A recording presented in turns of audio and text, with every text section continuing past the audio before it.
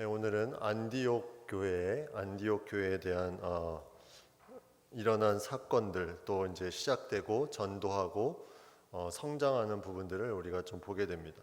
그 전에 앞에 내용을 보면 베드로가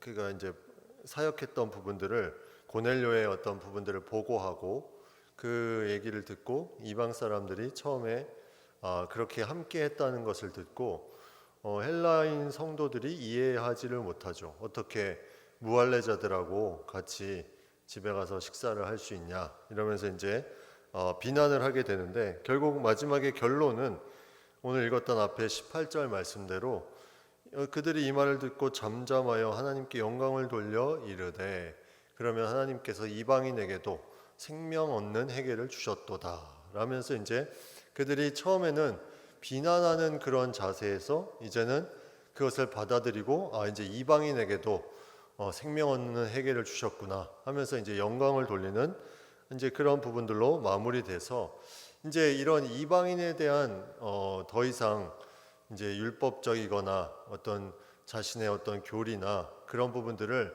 강하게 내세우지 않지 않을까 하는 생각을 해보지만, 사도행전에서는 계속해서 이런 내용들이 계속 나옵니다. 그 뒤에 사도행전 15장에 예루살렘 공회에도 마찬가지로 이런 비슷한 부분이었죠. 바리새인들이 그때는 어떻게 그 모세의 율법을 지키지 않고 그렇게 사는 것이 마땅하냐, 모세 율법을 지켜야 되지 않냐, 할례를 행해야 되지 않냐 이러면서 이제 다시 유대인들 신자들 바리새인들이 회의를 소집하는데, 이제 그때 결론이 이제 네 가지가 나오죠. 네 가지만 잘 지키면 다른 것은 문제 삼지 않겠다 하면서 이제 그 네 가지가 우상의 더러운 것, 음행, 그리고 목매어 죽인 것, 피를 멀리하라. 이 네 가지만 잘 지키면 이제 더 이상 문제 삼지 않겠다 했는데, 사실 그 후에도 또 문제가 또 계속 나옵니다. 이 문제가 유대인들의 어떤 정통이 있기 때문에 그들이 가지고 있는 그런 규정, 이것을 어기면 계속해서 시비를 걸고 왜 그렇게밖에 할 수 없었냐? 이제 그것이 베드로에서 바울로 넘어갑니다. 근데 이런 어떤 교단적인 사상이 강하면, 교단적인 교리가 강하면 우리 현재 교회도 이런 부분들은 많이 나와 있죠. 이제 제가 얼핏 듣기로는 어떤 보수적인 교단은 자녀가 믿지 않는 다른 사람과 결혼을 하면 교회에 1년 정직을 한다고. 1년 정직. 그런 이제 뭐 교회도 있고, 그러니까 믿지 않는 사람과 결혼을 하는 것 자체 주례를 해주지 않는 이제 그런 부분들 강하게 이제 나아가는 거죠.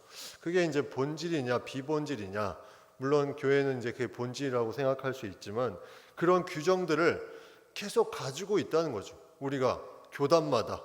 근데 교단마다 가지고 있는 그 규정들을 사실 비본질적인 부분들은 그걸 따라가야 그 교회에서 은혜로운 생활을 할 수 있죠. 내가 그 전에 이 교회에선 그렇게 안 했는데 왜 이 교회에서는 이렇게 하냐 막 우기기 시작하면 그거는 은혜를 받을 수가 없죠. 이게 근데 본질적인 부분이면 이건 다른 문제입니다. 만약 이단이 본질적인 부분을 잘못 해석하면서 자신들을 따라라 그러면 그건 따를 수 없는 거죠. 그러나 본질적이 아닌 비본질적인 거에 어떤 규정은 교회마다 조금씩 차이가 있고 교단마다 차이가 있기 때문에 거기에 대해서는 은혜를 받기 위해서는 거기에 따라야 되는 부분들이 있을 수밖에 없습니다. 이 바울도 뒤에 보면 어떤 소문이 들었냐면 3차 전도 여행 마치고 나서 모세를 배반하고 할례도 행하지 말고 유대 사람의 간습도 지키지 말라고 이제 했다는 소문이 예루살렘 교회에 쫙 퍼집니다. 바울이 모세 율법도 지키지 말고 할례도 행하지 말고 유대 사람의 간습도 지키지 마라 이렇게 이제 얘기를 했다는 것이 퍼지니까, 아무리 성도래도 같은 신앙인이라도 아니 유대인의 법을 그렇게 다 어기면서 어떻게 신앙생활을 하겠냐 하면서 이제 타협안을 내미는 게 이제 뭐냐면 네 사람의 서원한 사람이 있는데 이제 이 사도행전 21장에 나오는 내용입니다. 그들이 정결례식을 해야 됩니다. 그러면 유대법에 의해서 정결례식을 해야 되는데 이제 이 바울에게 그럼 네가 그들을 데리고 가서 돈을 내고 같이 머리를 깎게 해라. 그러면 사람들이 네가 유대법을 잘 지키는 그것을 통해서 알게 될 것이다. 안 그러면 네가 더 이상 복음을 전할 수 없다. 여기서 유대인들이 이방인들이 다 네가 한 말이 모세의 율법을 지키지도 말고 할례도 받지 말고 유대의 관습도 따르지 말라 이렇게 말했는데 어떻게 예루살렘에서 네가 복음을 전할 수 있냐 해서 이제 그런 어떤 4명의 서원한 사람을 데리고 가서 그 정결례식을 행하고 그것을 이제 보여줍니다. 이제 바울이 이것을 했다는 것 자체는 바울이 타협한 것이라고 볼 수 없죠. 왜냐하면 바울은 그 복음 증거를 위해서 그런 유대인들의 또 마음을 흐트러뜨리지 않는, 그래서 그들에게도 복음이 잘 증거되기를 원하는 마음이 있었기 때문에 그것을 비본질적인 것이라고 생각하고 그대로 행하게 됩니다. 그래서 그것을 통해서 이제 그가 나도 유대인의 법을 지키는 사람이다. 이것을 이제 보여주는 것을 사도행전 21장에 나타내고 있습니다. 그처럼 이 유대인들이 가지고 있는 이들이 예수님을 믿지만 그 가운데 가지고 있는 그 신앙의 뿌리 안에 있는 그들이 지켜야 되는 그런 규정 이런 것들은 쉽게 변하지 않는다는 거죠.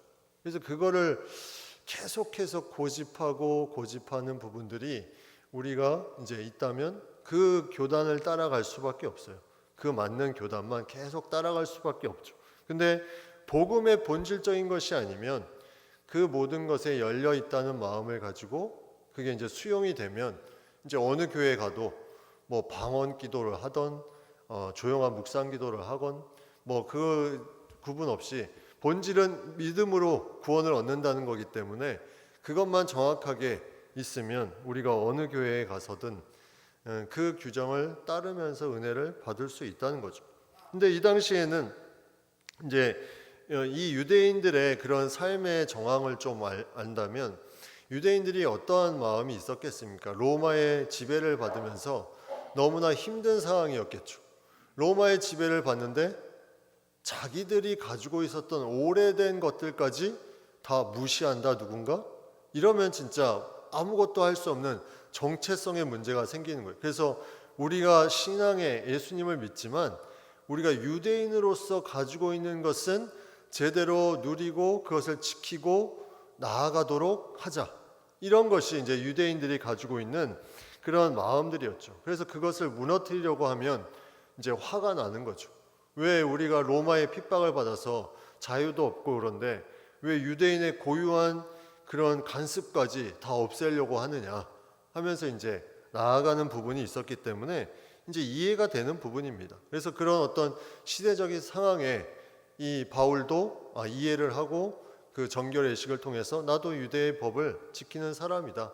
내가 뭐 그것을 억지로 깨면서 하는 사람이 아니라는 것을 이제 보여주는 내용이 사도행전 21장에 나옵니다. 그래서 계속해서 이 이방인과 유대인의 그 간극이 결국은 좁혀지긴 하지만 계속해서 이 가운데 어려움들은 끝까지 간다는 거죠. 오늘 이 앞에 이 헬라인 성도들이 이제 영광을 돌려서 이방인에게도 생명 얻는 해결을 주셨다 하면 이제 모든 게 다 이해된 것처럼 생각을 하지만 그렇지 않다는 거예요. 계속해서 서로 간에 어려움이 있고 또 뭔가 서로 지켜야 될 부분이 있고 이런 부분들이 이제 말씀 가운데 계속 나옵니다. 그러면서 이제 안디옥 교회라는 새로운 하나의 이제 선교 거점지가 이제 시작되는 부분이 그 내용에 나옵니다. 이 안디옥도 이방의 한 부분이죠. 이방인의 한 부분인데, 자, 이 나라가 이 지역에 교회가 어떻게 세워졌을까? 19절 20절에 보면 그때에 스데반의 일로 일어난 환란으로 말미암아, 이 환란은 이제 앞에 그 스데반 순교 이후에 8장에 나오는 내용이죠. 그 환란을 통해서 다 흩어진 그런 내용들이 나오는데 그 환란으로 말미암아 흩어진 자들이 베니게와 구브로와 안디옥까지 이르러 유대인에게만 말씀을 전하는데 그 중에 구브로와 구레네 몇 사람이 안디옥에 이르러 헬라인에게도 말하여 주 예수를 전파했다. 예, 구레네와 구브로 몇 사람이 안디옥에 이르러 이제 이 헬라인에게도 말하여 이제 이 예수 그리스도를 전파하기 시작하면서 안디옥에 복음이 쫙 퍼지기 시작합니다. 네, 지도를 잠깐 보여주시면 이 지도의 내용에 어떤 지명이 여기 이제 나와 있는데 여기 있는 우리 베니게 또 구브로 구레네가 저 지중해 왼쪽 아래에 보시면 있죠. 그리고 안디옥이 오른쪽 위쪽에 자, 이 구브로와 구레네 사람이 안디옥에 이르렀다. 이게 다 이제 스데반 이후에 핍박으로 인해서 흩어졌다는 거예요, 유대인들이. 근데 구레네가 보면 엄청 멀죠. 구레네에서 안디옥까지 오려면 홍해 위에 거쳐서 예루살렘 거쳐서 올라와야 되는데 한참 와야 되는데 이 유대인들이 거기까지 왔다는 거예요. 안디옥까지. 그리고 그 밑에 이제 그레데 사람들도 올라가고 이제 그렇게 해서 그곳에 이제 복음을 전하게 되는데 이 구브로와 구레네 사람들이 올라가는 그 과정 속에서 과연 이 사람들이 과연 어떠한 행로로 거기까지 가게 됐을까? 이게 되게 궁금한 부분이죠. 그 가까운 거리에 있는 사람들도 많이 있을 텐데 이제 성경에는 나와 있지 않지만 이 구레네와 또 구브로라는 섬에 있는 사람들이 안디옥에 갔다는 것은 이들이 흩어졌지만 가만히 있지 않았다는 거예요. 가만히 있지 않고 무언가를 계속해서 하나님이 주신 복음의 말씀을 전하고 이런 부분들이 필요한 곳에 가서 계속해서 무언가를 했다는 거죠. 가만히 있었다면 저 멀리 있는 구레네 사람들이 그것을 알 수도 없을 뿐만이 아니라 그렇게 멀리까지 갈 수 없었음을 우리가 보게 됩니다. 이 안디옥까지 갔다는 것, 이 안디옥. 이제 여기 이 안디옥은 사도행전에 안디옥이 두 안디옥이 나옵니다. 첫 번째는 오늘 본문에 나오는 수리아 안디옥. 이거 이제 1차, 2차, 3차 전도 여행의 출발지였죠. 수리아 안디옥. 또 하나의 안디옥이 비시디아 안디옥. 이제 사도행전에 1차 전도 여행 때 사도 바울이 거쳤던 장소인데 오늘 본문에 나오는 안디옥은 이제 수리아 안디옥입니다. 이 안디옥이라는 곳은 상당히 큰 도시였어요. 헬라 로마 시대에 알렉산드리아 그리고 로마에 이어서 세 번째로 큰 도시가 바로 이 안디옥이었습니다. 그리고 아까 지도에서 본 것처럼 이 해변가에 있으니까 모든 사람들이 왔다 갔다 할 때 그 중심 국제 무역 도시처럼 중심지에 그런 부분들을 가지고 이제 그 많은 상업이 성행했던 지역이 이 안디옥이었습니다.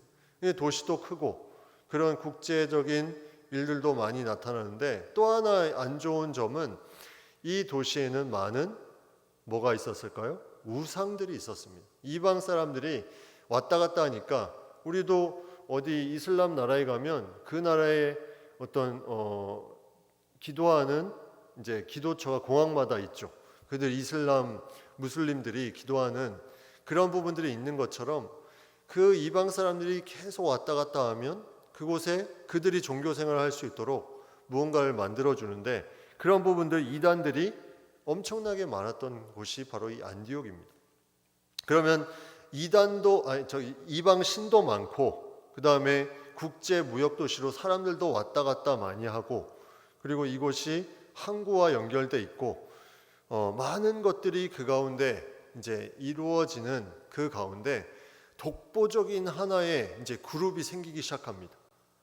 이 그룹이 바로 예수님을 믿는 그룹이에요. 이 그룹은 어떤 다른 부분보다 더 강력한 무언가를 구성합니다. 타협하질 않아요. 그래서 이방신이 있고 뭔가 사람들이 많이 왔다 갔다 하지만 그 안에 계속해서 그들만의 가지고 있는 특색을 계속 비춰주는 거죠. 사람들에게. 안디옥에 사람들이 왔다 갔다 많이 하고 이방신들이 많이 있고 그곳에 많은 이제 상업의 중심지들이 있지만 그곳에서 있는 안디옥에 믿는 사람들이 중심을 계속 가지고 있으니, 그들이 점점 정체성을 가지고 있으니 그들이 나중에 뭔가 특별한 집단으로 보여지게 되는 내용들이 이제 나오게 되죠. 그래서 이제 21절에 보면 이러한 헬라인들에게도 예수를 전파해서 나타나는 결과는 주의 손이 그들과 함께 하심에 수많은 사람들이 믿고 주께 돌아오더라. 안디옥 교회가 성장합니다. 이제 구레네와 구브로 사람들이 와서 복음 전하는 것을 통해서 이제 안디옥 교회가 성장하게 되죠. 그래서 그것을 통해서 안디옥의 환란으로 흩어진 자들이 결국 그곳까지 가서 교회의 성장을 이루고 놀라운 역사가 나타나는데, 결국 하나님께서 환란 때에 하시는 것이 이런 놀라운 일이라는 거죠. 환란 때. 세계적으로 환란이 일어난 곳에는 항상 복음의 역사가 그 가운데 있습니다. 중국의 문화혁명 시기에도 많은 사람들이 그 10년 동안 핍박을 받았지만 그 가운데도 복음을 지키는 사람들의 그런 복음의 이야기, 또 영상들이 한번 보시면 그 가운데 정말 그들이 그것을 지키고 그것을 전했기 때문에 계속해서 그 복음이 흘러 갔다. 그래서 그런 공산권, 또 이슬람권, 그런 데서 핍박이 있지만 그것을 통해서 일어나고, 또 선교사님들의 그런 선교집을 보면 원주민의 짐 엘리엇 같은 경우도 원주민 선교하다 죽었지만 결국 그걸 통해서 순교했지만 그 부인 선교사님들이 다시 그 주민들에게 복음을 전해서 다시 일으키는 이런 놀라운 일들이 계속해서 환란 가운데 나타나는 부분들을 우리가 보게 되죠. 여기도 마찬가지로 스데반 순교가 일어났지만 그게 순교로 환란으로 끝나질 않습니다. 하나님의 역사는 그렇게 하나님께 헌신하면서 매달렸던 그 순교자들을 통해서, 헌신한 사람들을 통해서 복음이 엄청난 영향력으로 퍼져나가는 것을 우리가 보게 되죠. 그래서 그게 사도행전의 중심적인 주제라 생각해 볼 수 있습니다. 이러한 가운데 이제 계속해서 안디옥에 사람들이 복음을 듣고 예수님을 만나고 그런 어떤 세력이 점점 커지니까 무엇이 필요하겠습니까? 그들을 잘 가르쳐 줄 수 있는 사람이 필요하겠죠. 계속 믿는 사람들이 늘어나니까 이제 그들을 위한 영적 지도자들이 이제 필요하기 시작합니다. 그래서 안디옥에 믿는 사람들이 많아지니 예루살렘 교회가 그 소문을 듣고 누구를 보냅니까? 22절에 보면 바나바를 보냈다 이렇게 나와 있어요. 바나바. 이제 바나바가 다시 등장하죠. 바나바는 이 바울이 회심하고 예루살렘에 잘 정착할 수 있도록 도왔던 인물이 이 바나바입니다. 근데 바나바가 어떻게 표현되어 있냐면 24절에 보면 착한 사람이요 성령과 믿음이 충만한 사람이다. 이에 큰 무리가 주께 더하여지더라. 착한 사람이라는 단어가 나오는데 여기에 착하다라는 것은 선하다 이런 뜻입니다. 앞에 9장에 나오는 도루가 선행이 많았다 했을 때 그 선이 이제 이 착함에 같은 단어를 쓰는데, 선한 사람, 뭔가 기질적으로 성격적으로 이제 착한 온순한 뭔가 인격적인 성품을 가진 그런 사람, 착한 사람이고 성령과 믿음이 충만한 사람이다. 이 부분은 이제 종종 나오는 내용이죠. 성령과 믿음이 충만한 사람. 이 사람이 바나바였는데 이 바나바가 이제 그곳에 가서 하나님의 이제 은혜를 보고 기뻐하고 모든 사람에게 굳건히 세우는 일들을 합니다. 바나바의 그런 은사는 뭐였냐면 바나바는 복음을 전하는 사역보다, 왜냐하면 사도행전에 보면 바울과 이제 2차 전도 여행에 헤어지고 나서 바나바는 사라집니다. 근데 바나바는 그런 복음을 전하는 사역보다 더 뚜렷이 나타나는 사역이 뭐냐면 그 복음을 들었던 사람들을 굳건하게 세워주는, 그러니까 우리가 교회에서도 사역이 전도하는 사역이 있고 양육하는 사역이 있다면 바나바는 양육 쪽에 좀 더 가까운 사람이라고 볼 수 있죠. 왜냐하면 그가 사람과 사람과의 대화 속에서 잘 화해시키고 소통하고 착한 사람이라, 성령과 믿음이 충만한 사람이라, 그래서 이제 바로 잡아주고 세워주고 이런 역할들을 잘 감당했는데, 오늘 24절에 보면 그것을 통해서 큰 무리가 죽게 더하여졌다, 이런 걸 보면 바나바의 그런 양육하는 사역이, 영향력이 사람들에게 퍼져나갔음을 보게 됩니다. 누군가를 잘 세워주고 섬겨주니 그것을 통해서 큰 무리가 또 죽게 더하여졌다. 이제 이러한 부분에 바나바는 이 안디옥 교회에 많은 복음을 들었던 사람들에게 적임자라고 우리가 생각해 볼 수 있죠. 사람들을 굳건하게 세워주는 그런 사람이기 때문에 예루살렘 교회가 그것을 알고 바나바를 파송한 겁니다. 그래서 그 이 바나바를 통해서 그 사역이 이루어지고, 자, 그 다음에 바나바는 또 누구를 찾습니까? 바나바는 그 사역을 하면서 이제 사람들이 점점 더 많아지니까, 여기가 바로 황금 어장이다. 이제는 정말 복음을 막 정말 물불 안 가리고 전하는 사람이 필요하다 하면서 딱 드는 사람, 생각이 나는 사람이 누구였을까요? 예, 사울. 바로 그 다메섹에서 복음을 듣자마자 복음을 전했고, 또 예루살렘에 가자마자 복음을 전했던 이 사울을 찾으러 다소에 가게 됩니다. 이 다소에 갔다는 내용이 나오는데 9장 내용에 보시면 9장의 앞에 30절에 보면 이 말씀이 나옵니다. 앞에 9장 30절에 보면 형제들이 알고 가이사랴로 데리고 내려가서 다소로 보내니라. 사울이 이 다소에 보내집니다. 왜 그랬냐면 예루살렘에 올라갔는데 계속 헬라파 유대인들이 변론하고 그 사람들이 죽이려고 했다는 거죠. 그래서 형제들이 아직은 때가 아닌 것 같다 하면서 그를 가이사랴를 통해서 이제 배편으로 해서 다소로 이제 가서 그의 고향 땅에 가서 있게 했다는 거죠. 그게 몇 년 정도 흘렀을까? 이제 그 시기를 대충 계산을 해보면 예루살렘 공의회가 AD 49년에 있었고, 그 전부터 거쳐 올라가면 그 다소에 있었던 기간은 한 7년 전후가 됩니다. 7년 전후에 거기에 머무는 동안에 베드로의 고넬료 사건도 있었고, 뭐 그 전에 많은 일들이 그 가운데 있었겠죠. 근데 이 사울이 다소에서 가만히 7년간 있었을까요? 그렇게 복음에 열정이 있었던 사울이 가만히 있었을 리가 없죠. 그는 예수님을 만나고 나서 사울에서 그가 전할 수 있는 것을 계속해서 전하고 있었을 겁니다. 그래서 그런 어떤 부분들을 바나바가 알았는지 몰랐는지는 모르겠지만 이제 사울이 생각이 난 거예요.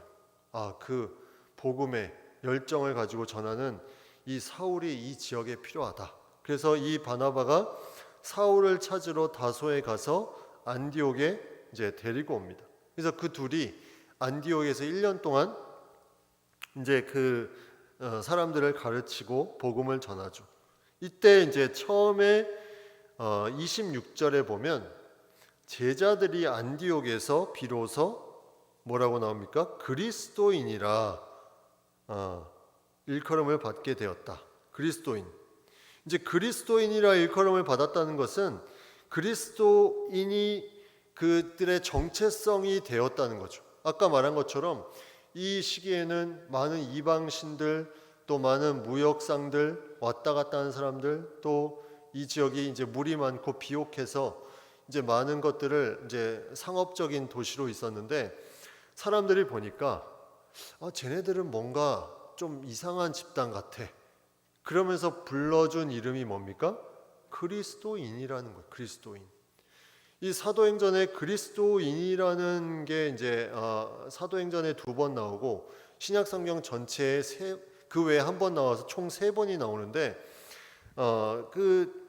26장에 사도행전 26장에 그가 이제 잡혀서 갔을 때 아그리빠라는 이제 그 팔레스틴을 지배했던 그 그 당시에 황제가 뭐라고 말하냐면 내가 적은 말로 나를 그리스도인 되게 하려는구나 하면서 이제 말합니다.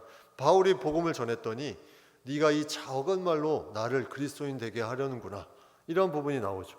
또 베드로전서 4장 16절에 만일 그리스도인으로 고난을 받으면 부끄러워하지 말고 도리어 그 이름으로 하나님께 영광을 돌리라. 그리스도인으로 고난을 받으면 부끄러워하지 말고 그 이름으로 하나님께 영광을 돌리라. 딱 3번 나옵니다, 신약 성경에.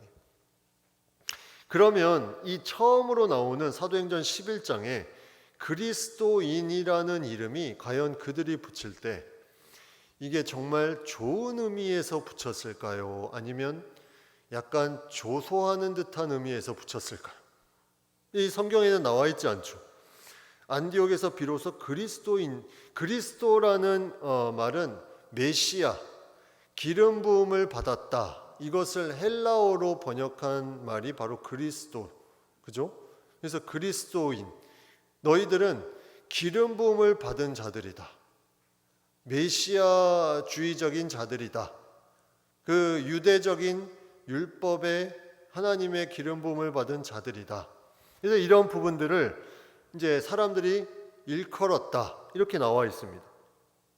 이 부분은 스스로 그들이 이제 그렇게 서로를 얘기한 게 아니라 안디옥 사람들이 그렇게 말했다는 것은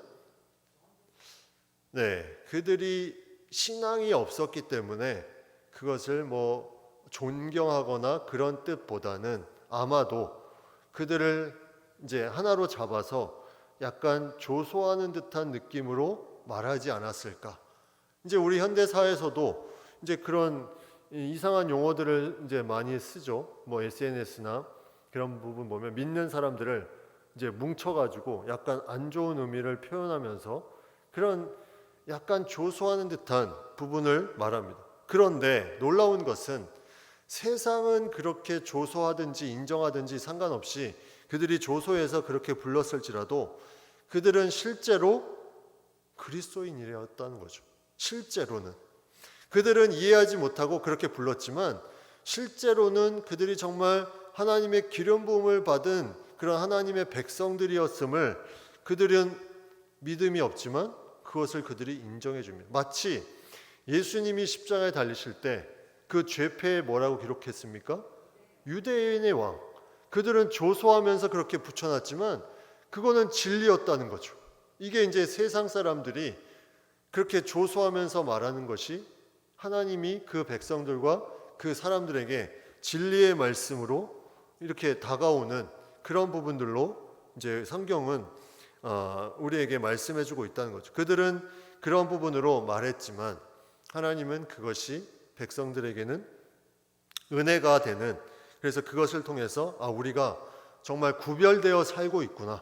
저들이 보기에 저들과 그냥 똑같으면 아무 말도 안 하고 비난도 안 하고 그냥 그런가 보다 했겠지만 뭔가 이 안디옥에서 특별하게 보이는 사람들이 그리스도인이라고 그렇게 불려졌던 것처럼 그들이 뭐라고 부르든 아무튼 그런 특성을 가지고 무언가를 하고 있다는 것이 그들의 입을 통해서 나타난다는 것은 이건 좋은 현상이죠. 그들에게 같이 물들지 않고 무언가 신앙 안에서 계속해서 그 중심을 지키고 나아간다. 만약에 그런 말들에 우리도 너희랑 비슷해, 우리도 할 거 다 해, 이런 식으로 했다면 그런 어떤 말들을 뭐 잠재울 수는 있지만 그거는 바른 신앙의 모습이 아니라는 거죠. 이 시대에도 마찬가지로 많은 이방신들이 있었지만 그들이 가지고 있는 그런 하나님이 주시는 마음을 가지고 계속 나아가고 거기에 대해서 중심을 가지고 나아가니 이제 이런 부분들을 듣게 되는, 이제 이런 부분이 이제 안디옥에 이르러서 점점 안디옥에는 놀라운 일들이 일어나고 27절에 보면 그때에 선지자들이 또 옵니다. 이제 여기에는 뭔가 하나님의 놀라운 역사가 나타나는 것을 감을 잡은 거죠. 그래서 선지자, 예언자들이 와서 거기에서 기도하며 예언을 하기 시작합니다. 하나님의 말씀을 선포하고, 그래서 아가보라는 사람이 성령으로 말하되 천하에 큰 흉년이 들리라 하면서 이제 예언을 하는데 이게 글라우디오 로마 황제 시대에 이루어지죠. 글라우디오라는 황제는 주 41년경부터 54년까지 로마를 통치한 황제인데 이 흉년이 든 시기가 그가 통치하고 한 4년 후, 그러니까 주후 AD 45년경에 이 일이 실제로 일어났다. 이게 이제 역사적인 자료에 의하면 그렇게 기록되어 있다는 거죠. 그래서 이 기근에 대한 부분이 그 역사적인 자료에 의하면 엄청난 기근이었다고 그렇게 쓰여졌다고 합니다. 그래서 그 당시에 이 로마 또 이스라엘, 애굽 전역에 막 기근이 있어가지고 전체가 다 어려울 정도로 그런 기근이 있어서 이 글라우디오라는 황제가 상당히 유능한 사람이었기에 이 기근을 이겨낼 수 있었다. 이 글라우디오라는 황제가 만약에 이 흉년이 없었다면 아마 이 시기에 더 엄청난 일을 이 황제가 할 수 있었을 텐데 이 흉년으로 인해서 거기에 이제 집중해서 이제 많은 부분들을 못했다. 이런 역사적인 기록도 있다는 거예요. 그 정도로 이 당시에 흉년이 이제 컸다는 내용을 아가보라는 선지자를 통해서 미리 알려줍니다. 그리고 이 흉년이 있었다는 것을 통해서 어떤 일이 일어나냐면 29절에 보면 제자들이 각각 그 힘대로 유대에 사는 형제들에게 부조를 보내기를 작정했다.